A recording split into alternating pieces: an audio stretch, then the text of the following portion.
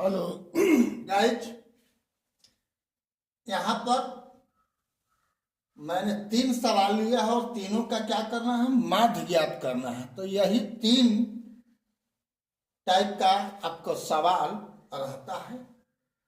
जैसा कि मैं बेसिक में बता चुका हूँ, ये सरल आंकड़ा है। कैसे आंकड़ा है? सरल आंकड़ा है। और ये जो है आपको, ये दोनों ही अवर्गीकृत है। कैसा है? अवर्गीकृत है। तो अवर्गीकृत में 2 प्रकार का सवाल हो सकता है, 2 प्रकार का आंकड़ा रहता है। एक बिना चर का, दूसरा होता है चर के साथ ही। वर्गीकृत में तो हर हाल में आपको बारंबारता होगी ही।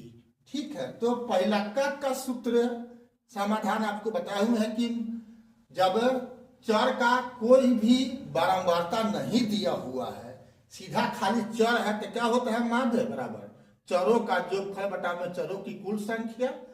तो क्या किए, सभी चरों का यहाँ पर जोग कर दिए। अब बटा में चर का वो है 1 2 3 4 5 6 7 8 गो चर है, तो बटा में 8 लिख दिया गया। जोड़ करके हो गया 37 बटा में 8। इसको दशमलव में बदलेंगे तो 4.625 आ गया। 625 आ गया तो 2 अंक लिखने की परंपरा है दशमलव के बाद। तो दशमलव में हम 2 अंक, यहाँ 2 से फाजुल हो गया, 5 जो है 4 से फाजुल है, इसलिए बैक वाला 1 अंक फाजुल लिखाएगा, यानी 4.63। लेकिन अगर 5 से कम रहता 1 2 3 4 तो 6 2 ही लिखते। ठीक है, इस नियम को याद रखिएगा। लेकिन अगर 4 से बड़ा कोई भी अंक आ जाए, 4 5 6 7 8 9, तब पहले वाला अंक में 1 बढ़ जाएगा। ठीक है, क्लियर?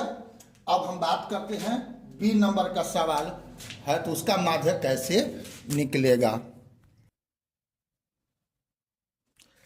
तो बी का समाधान, यानी जब अवर्गीकृत आंकड़ा हो और चर का बारंबारता भी दिया हो, यानी इस टाइप का, तो उसका माध्य इस सूत्र से निकालते हैं, यानी सिग्मा fx बटा में सिग्मा f। इसका मतलब क्या होता है? चर और उसकी बारंबारता का गुना। अब इसी प्रकार से संगत सबका होगा, गुना होगा, जोड़ होगा। तो 1 है 5, तो 1 गुना 5 का जोड़, 1 गुना 5 प्लस 2 गुना 4 प्लस 3 गुना 3 प्लस 4 गुना 2 प्लस 5 गुना 1 प्लस, बटा में क्या? 5 प्लस 4 प्लस 3 प्लस 2 प्लस 1। तो यहाँ पर हो गया 5 इकाई 5, 4 दूनी 8, 3 तिहाई 9, 4 दूनी 8, 5 इकाई 5, बटा में हो गया जुड़ करके 15। 35 बटा में 15, भाग करेंगे 35 में 15 से, तो 2.33 आ जाएगा।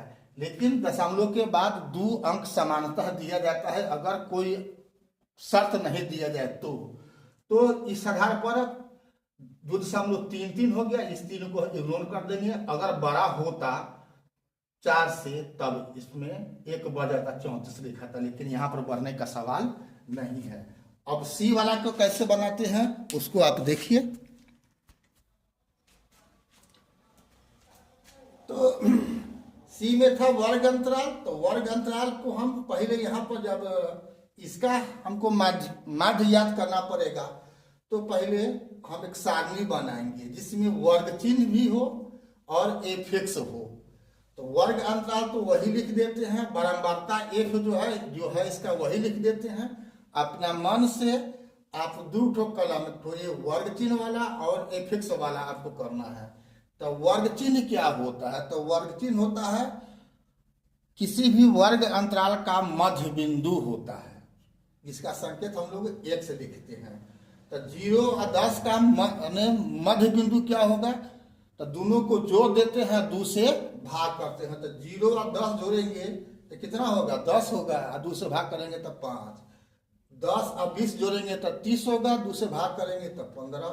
25 30 का उसी ढंग से 25 आ जाएगा, 30 40 का 35 आ जाएगा, 40 50 का 45 होगा। नहीं, 40 50 90, 2 से भाग कीजिएगा 45। समझ गए वर्ग चिन्ह? तो अब बारंबारता एफ यहाँ पर जो इसमें दिया हुआ है वही लिखना है। अब एफएक्स मतलब क्या हुआ? एक्स को एफ को आपस में गुना कर देना है। तो क्या हुआ? 50 25 15 छक्का 90, 25 तिहाई 75, 35 दूनी 70 और 45 चौका कितना 180 हो जाएगा। तो यहाँ पर सिग्मा एन जो है आपको ये दूठो इसको जोड़ देना है कुल, तो 20 हुआ, और इसको भी जितना आया गुणनफल एफ एक्स का सबको जोड़ देना है, उसको बोलते हैं सिग्मा एफ एक्स। ये जोड़ दिए तो कितना हो गया 440 हुआ। तो जीरो निकल चुका हुआ है, अतः माध्य ए बराबर क्या होगा सिग्मा एफ एक्स बटा में सिग्मा एफ बराबर 440 बटा में 20 यानी 22। इस प्रकार से यही 3 विधि है आपको माध्य निकालने का। अब कुछ बात इसके अलावा भी हो सकता है कि अगर वर्ग अंतराल ना दे करके वर्ग चिन्ह दे दे, ये वर्ग अंतराल अलग हो, वर्ग अंतराल अब 2 विधि में होता है तो कोई दूसरा विधि में होगा तो उसके लिए आपको अलग विधि हो सकता है। तो उसका बाद चर्चा हम फिर आगे के वीडियो में आवश्यकता होगी तो हम समझा देंगे, बता देंगे। अभी तक अगर आप फेसबुक इंस्टाग्राम पर फॉलो नहीं किया तो फॉलो कर देना है और यूट्यूब पर सब्सक्राइब कर देना है। फिर मिलते हैं अगला वीडियो में, तब तक के लिए जय हिंद, जय जगत, जय भारत।